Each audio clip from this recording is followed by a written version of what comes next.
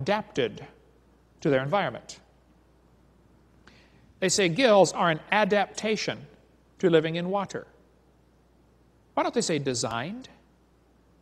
By the way, how did the fish live before they adapted the gills? Oh, well, you see, for millions of years, none of them lived. They all died. Oh, is that how it worked? Yeah, that'll work. They avoid that word design because then some kid's going to say, who's the designer?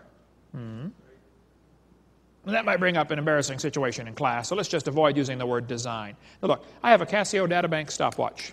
It holds 300 phone numbers. It's a calculator, a stopwatch, an alarm clock, and a countdown timer. It does not tell time. You have to look at it. But it's an amazing machine. $70 at Walmart. I was in Japan only one time, but I never did see the guy who made the Casio Databank stopwatch. But I suspect there is a guy who made it.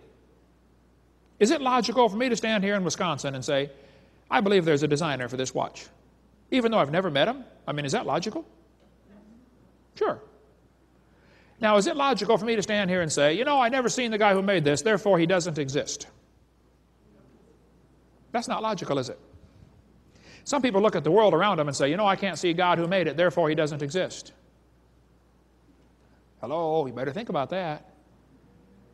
You don't have to see the designer to believe he exists. The design demands a designer.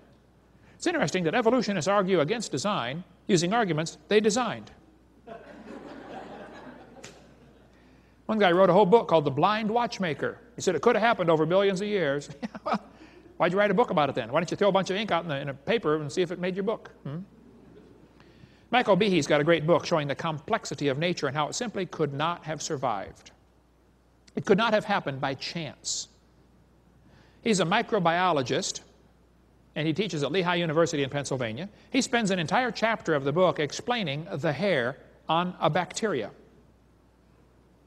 That little hair is attached to a motor in the skin of the bacteria. You talk about tiny. I mean, bacteria is pretty tiny. These are real tiny little motors. These motors are so tiny that 8 million of them would fit in the cross-section of a human hair.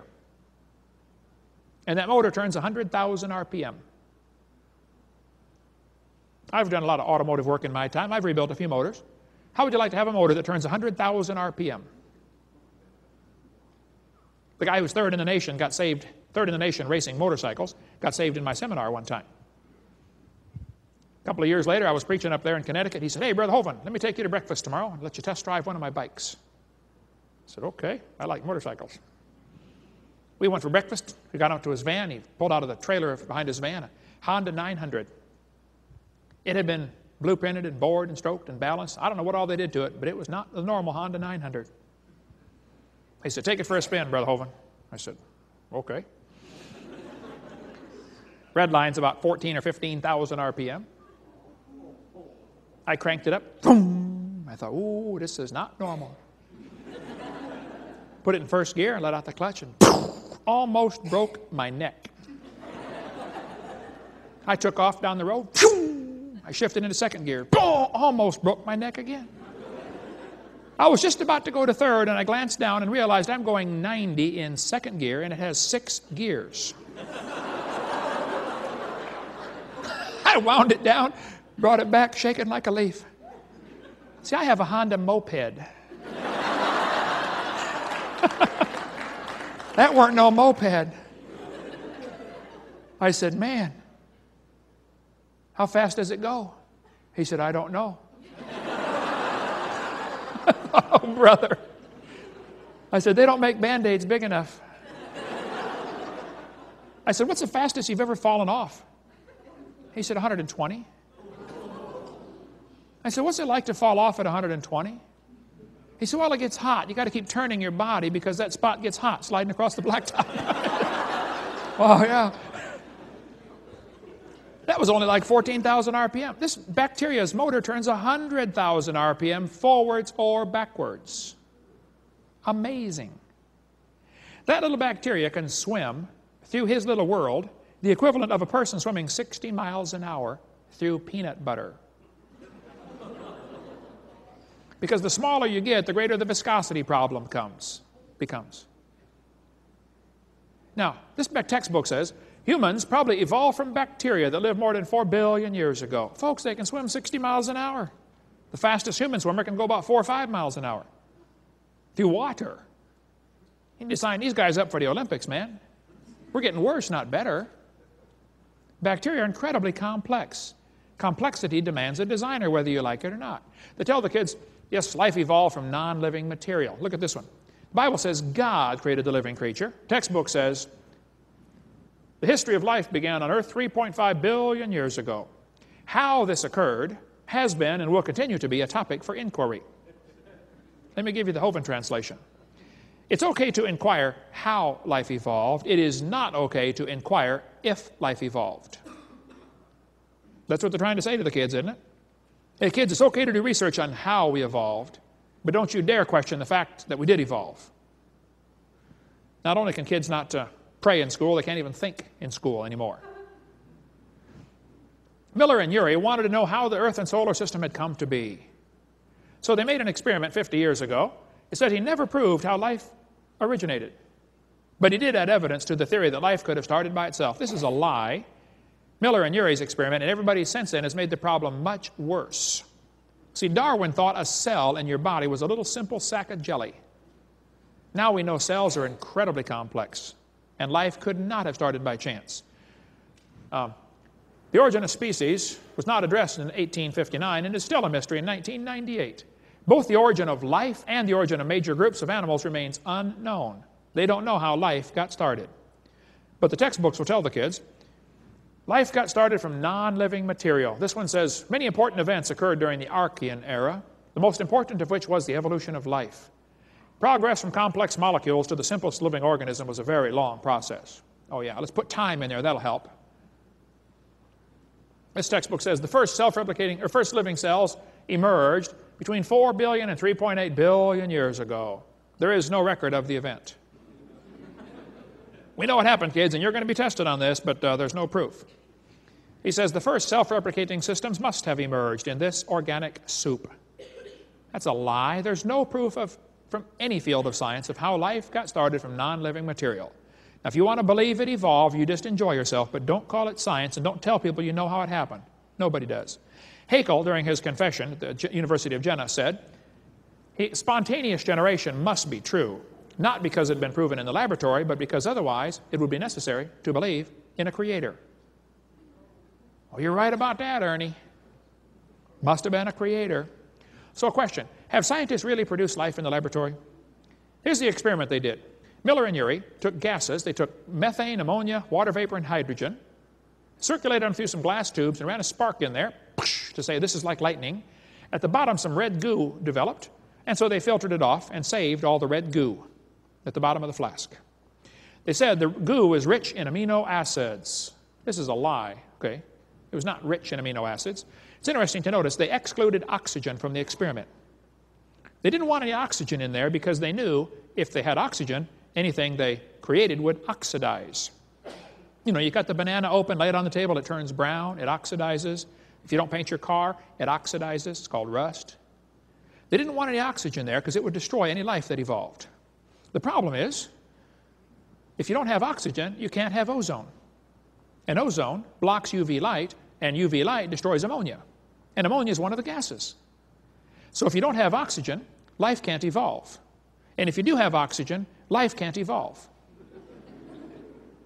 Got a real serious problem here.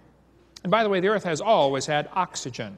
Even if you believe the dumb geologic column, the lowest layers have oxygen. This guy says, what is the evidence for a primitive methane ammonia atmosphere? The answer is there is no evidence for it and much against it. In general, we find no evidence in the sedimentary distribution of the rocks of oxygen-free atmosphere. Don't let them tell you that's true. But this textbook says, yes, boys and girls, back when there was no oxygen, 0% oxygen, the rocks absorbed it. Say what? There was no oxygen, but the rocks absorbed it. The cheese done fell out of their sandwich, man. I'm telling you, that elevator don't go all the way to the top.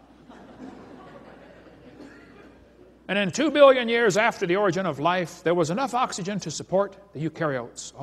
Slowly evolved to today. This is pure propaganda. What Miller did in his experiment, and Urey, and everybody since, they filter out the product they produce. This is not realistic for nature. What they actually made was 85% tar, 13% carboxylic acid. Both of those are toxic to life. Now, if you make an experiment that's 98% poisonous to the other 2% you're trying to make, would you say that's a success? Actually, what he generally made was 2 amino acids. There are 20 necessary for life. He made basically 2 in a poisonous mixture. He filtered out the product. That's not realistic. He made these amino acids, but they will bond with the water and the tar and the acid much quicker than they will bond with each other. Amino acids are sort of like letters of the alphabet. You know, there are 26 letters in the English alphabet. With combining those 26, you can make all kinds of words, if you get them in the right order. You can also just drop letters and make a whole bunch of nonsense stuff too, you know. He made a few amino acids. It's like making a few letters of the alphabet. There are 20 amino acids required to make proteins. He just made a few of them. These amino acids are like letters. It takes a bunch of them to make paragraphs. It takes a whole bunch of them to make a book. And to make one living cell takes trillions of these amino acids in precise order. Half of what he made was right-handed, half were left-handed amino acids. This creates a real problem because the smallest proteins have about 70 to 100. Maybe there's one less, I don't know. But all are left-handed. The smallest DNA and DNA and RNA all have right-handed. It's called the chirality. He made a mixture. It's not going to work. They will unbond in water much faster than they bond. And as far as anybody knows, the oceans are completely full of water. And Brownian motion is going to drive them apart, not bring them together. The experiment was a fraud. It's a lie. It's a fake. It didn't work. Don't let them tell you they made life in the laboratory because they never came close. Somehow they get this idea, though, that all you got to do is get all the molecules together and add energy, and it'll make life. Okay, well, then let's do a science experiment. Let's put a frog in a blender and turn it on. In just a few moments, you will have frog nog. You will have all of the energy required to make a frog, all of the molecules required to make a frog in one place. Right?